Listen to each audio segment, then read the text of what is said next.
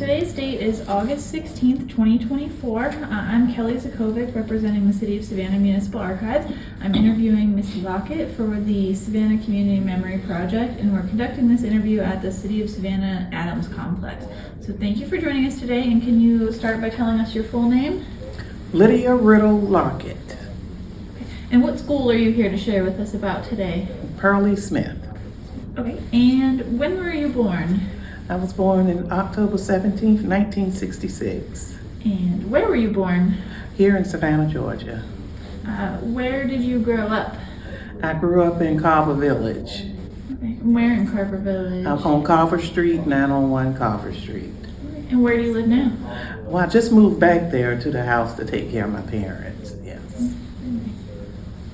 And so what years did you go to the school? Ooh, I went to Pearlie Smith in the 70s, 1970s. What grades From did you go? Second grade all the way through sixth grade. Nice. And also all of my brothers went there too. So where did students who went to the school live? In the neighborhood. It was a neighborhood school, so if you lived in Carver Village or Springfield, Terrace, everyone went to that school, went to Pearlie Smith. And how did you get to school? We walked most of the time, but in the mornings our mother would take us to school. Yes. Was that typical for most students? Yes. So where did you go before you went to Pearlie Smith School? First grade I went to Charles Hurdy, which would have been 1970, 71, something like that. I can't remember. And then we moved to Carver Village. Yes. And where did you go after? After Pearlie Smith, I went to Wilder Middle School for 7th and 8th grade. Of course, that school is not there anymore. And for high school, I went to Jenkins High School. Was that typical for most students at the school? Yes. And did your brothers do the same path? Yes, they all did, yes. Okay. What grades did the school cover when you were there? It covered, I don't remember kindergarten. I don't think they had, I can't remember that. But it was 1st through 6th grade. And do you have any particularly memorable teachers that you'd like to tell us about? Oh my goodness, yes, because I have 5 brothers, so we all had the same teachers. It was just like my family, the Riddles, the Whites, the Gardners. If you had a big family, you tend to be in the same class every year. You follow your sibling and you went to that same teacher because she knew the family. So yeah, there were teachers. My 3rd grade teacher, my 2nd grade teacher was Miss Passink, and excellent teacher at Pearlie Smith. Then my 3rd grade teacher was Miss Days, another good teacher that we thoroughly enjoyed and had fun with learning. And then 4th grade was Miss Westmore, another good one. And then 5th grade, oh my goodness, 5th grade was Miss Joyce. And Miss Joyce, everybody, the theme song was by the OJs, Wake Up Everybody. Every class sung that song at the end of the school year with her. And that was one of her things that, that she was known for, but an excellent teacher. And then 6th grade was Miss Helen Fletcher. I don't know if you heard about her, but she was one of those teachers, hardcore, that believed in everyone, and no matter what that child level was, she believed they could accomplish and be anything that they wanted to. And because of her, that school produced so many people, doctors, lawyers, news media people, some of everyone, nurses. And that lady will always be remembered. And one of the things, her saying to us, I'm gonna get the butter from the duck today. Y'all gonna work in this class today. And she said always, if you don't learn but one thing, at least you learn something in my class. Yeah. And do you remember who the principal was? Miss Cox. Did anybody, it sounds like Miss Fletcher, but did anybody else at the school make a big impact on you? All of those teachers, Miss Joyce, they were big on learning. Every last one of those teachers, which is why I could remember their names. They all brought something to the classroom, and it was their goal every day to make sure every child learned and walked away from there knowing something. One of the biggest stories I can remember is, well, for me, that really was personal, is my mom was in the hospital and my dad was at work, and there's 6 of us. It was the first day of school, and I was in 6th grade, and my brother had just went to middle school. The bus didn't show up to pick him up, so the neighbor brought him up to the school to get the key from me so he could get back into the house. And the teacher asked, Miss Fletcher asked, why aren't you at school on the first day? And he said the bus didn't show up. Miss Fletcher paid the neighbor for gas to pick up all the kids and put them in his car and take them to school, over to Wilder. That's what teaching is. That's what it's about. You know, these teachers there, they truly love the students and really engage them. Yeah. Do you have any particularly memorable classmates that you'd like to share about? Oh my goodness, that would be everyone. That's one of the good things about going to a neighborhood school. You grow up with these people. You go to school with them every day. You play with them.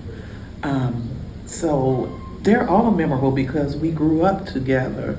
Whether it was, as I say, the Gardners, the Whites, the Hamiltons, Wesleys, Groovers, Holloway. I can go down every street and name someone that I grew up with. Everyone in the neighborhood. Yeah. Are you still friends with anybody today? Yes, I talked to quite a bit of them. Yeah. So, do you have a sense of how Pearly Smith School compared to other schools in the district or other schools that you attended? I do. I will say, going to that school, I know back then they did not track like what they do with GMAS and scorings, but I do feel like that school really turned out some high numbers as far as learning. They prepared us when it was time to go to middle school. They worked hard to make sure that we were passing tests. I looked at one of my old report cards as I was going through some stuff, and I looked at it and it said, Lydia needs to work on numbers, math, I can't remember what it was. And she made sure she put in there for my parents. We need to meet to discuss how we can improve and get our scores up. And I looked down at the end of the school year and I saw it said, huge improvement. So, they really involved the parents back then and say, hey, we need y'all to come in here and let's work and figure out what we need to do to get her rolling and get her grades up. So that was I really enjoyed reading that. Were there other ways that the larger community was involved with the school? Oh, wow. Yes, that was a school where very family oriented. When it came to having parties at the school or whatever, if it was sports day, whatever I can't remember what they call it now. Every parent was involved. Every parent showed up. I remember a couple of times they could not have a end of year event at school. So they had it at my parents' house, at our home. And every child was there at the house. The parents, everyone showed up to support it. It's just one of those things. Oh, and one other thing I forgot to mention. The crossing guard, Miss Lockett.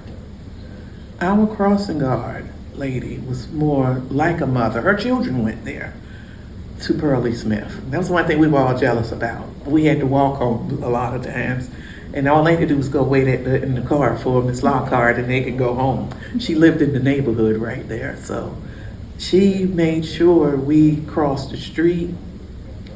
We weren't allowed to go down Pitt Street to go around and circle around and go cross over on another street. if she saw us crossing going down Pitt Street, she would let us know the next day, I saw what you did, and I'm gonna let your parents know. And so we knew we had to walk right in front of the school and cross right there. I don't know if you know Kim Gusby, right next to Kim Gusby home, where she grew up. And we had to cross right there with Miss Lockett. Yeah. That's awesome. Did you feel like there was adequate resources for students there? Did you have books and supplies? Oh and yes, things that you needed? we had everything that to survive, to learn. Everything was there at school. Yes, definitely. Could you describe the layout or the appearance of the school when you went there? It was an older school, so the building that's still standing there, which that was the 6th grade wing. So you had Mr. Hawkins, Miss Gresham, and Miss Fletcher in that wing. And then you had the middle wing next to that, which was 5th and 4th grade. It was the 5th and 4th grade wing right out there. And then the next building was 1st through 3rd grade. And the office was, administrative office was in that building there. Mm-hmm. So it was small, not big, but you know, we enjoyed it. People have talked about having to like walk outside between classes and flooding and stuff. Do you have any memories? Of anything like that? It would, especially mainly in that middle building that was 4th through 5th grade. So, you know, if it was a tornado warning, you would have to come out and go to either, mainly we went to the 1st through 3rd grade wing. You could not stay out there because it was in the open, that wing, the middle wing. So unless you could go, we could go to the 6th grade wing. But yeah, it did flood out there. Can you tell us about a typical school day? Like what time did you get there in the morning? How many classes? Did you rotate classes? Nobody rotated. You stayed in that class all day. I never rotated when we were there. But a typical day is you get there. We didn't have breakfast at school. I don't remember having that there. You know, you come into class, you start. I think what school took in maybe 8:30. I'm thinking 8:30 because it had to be 8:30.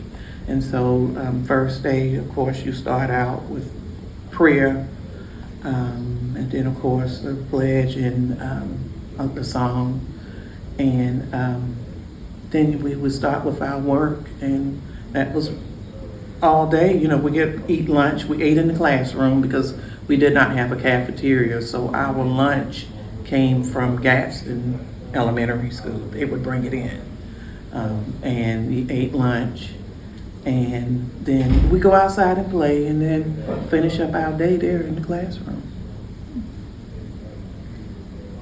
Was there a dress code or a uniform? No uniform, just regular dress. No. So you said there's recess. Was there a playground, or what did you guys do? Yes, during recess? that open field out there. I think we had some swings out there. That was about it. And it was an open field for playing football, kickball, jump rope, just the normal hula hoop. Were there any clubs? No, we didn't have any clubs back then. No, we didn't. Nothing. Wow. Were there sports teams? No, none whatsoever out there. Did you have a school mascot? I don't remember one, but we may have, but I just don't remember. Did the school have a library? Yes, that was our multi-purpose room. So in that multi-purpose room / library, that's where PTA meetings were held in there. That was the band room. The band was in there. Everything was held in that room. It was called a multi-purpose room. Okay. Do you have, so you mentioned some, but do you have any other favorite memories at the school? End of the year, we had a blast every year, no matter what classroom we were in. We ate good, whether it was holiday party. They went all out. The parents really worked together and went all out and made sure we had a good meal, whether it was a holiday, end of the year, some type of function that was going on. PTA was always wonderful because some grade level would perform, and that still goes on today. But it was just a wonderful school that really took interest in the children and really worked with them and taught them everything they know. And when you got to sixth grade, I will say, sixth grade, they prepared you for middle school. They told you what to expect, what not to expect. Don't go in there thinking these people are going to help you. If you want it, you're gonna have to earn it, and you're gonna have to learn and really study to get what you want. And because of that, I will say it stuck with so many people. And if you ask anybody, especially what Miss Fletcher taught them, her favorite saying, it's gonna definitely be, she got the butter from the duck. It was just always a school that we enjoyed. I don't regret going there. I do not regret it. I think I heard you mention to Megan, did you have school dance? Oh yes, the prom, that was some of the pictures there from our prom, and each year, I wish I could have found my brother pictures from theirs, but I couldn't find them. Yeah, every year there was school dance, a sock hop or something, and it was just enjoyable. Yeah. Everybody dress up? Dress up, yeah, and just have a great time. Was it in the multi-purpose room? Yes. Who played music? Was it live music or like a? Yeah, it was live music. Or like a record player? It was from a record player. I can't remember who was playing the music, but it was someone. And one of the things I can remember is one of the PTAs, you would perform, and whether it was a group of kids doing a dance routine or the band performing, it was something that involved the kids at every PTA. So is there anything else that was unique to this school that you'd like to share with us? The only other unique thing was, like I say, not having a cafeteria. We didn't know what it was to have a cafeteria because it had burned down. So that was very unique. When the truck came to bring the lunch, there were the young men from, I think, 5th and 6th grade. I know my brothers they did it. They would go out and meet the truck and get the lunches off, and they had to take them to each classroom. The 5th and 6th grade boys, they took the lunches to each classroom, and they knew it had the teacher's name on it, so they knew which classroom to take the lunches to. Yeah. That's super interesting. So, do you have, how would you like the school to be remembered? I would probably say just a school that really loved the kids there, and they took a big interest into the students. And I feel like if more schools were like that, I know it's a little hard now, but if more schools were involved, more teachers, parents, mainly parents, if parents took an interest in their child, that school could really thrive and do well. Do you have any hopes for what to see out of that site in the future? I think in the future, I think it would be wonderful to have that place, the school list, to be a resource center there for people, because that school was a resource center. It was a school for teaching, education, and they cared about people. So resource for people, rather it be resource for the elderly, for young people to look for finding jobs or something, to help for elderly people. Rather it's teaching computer classes or something. I think that would be wonderful to have up there. Okay, so is there anything else that we should know about this school before we wrap up? Only that it's, I thought for me and a lot of the big families, it was a family-oriented school that And if you came from a big family, well, they knew who they were. I left off the Watkins.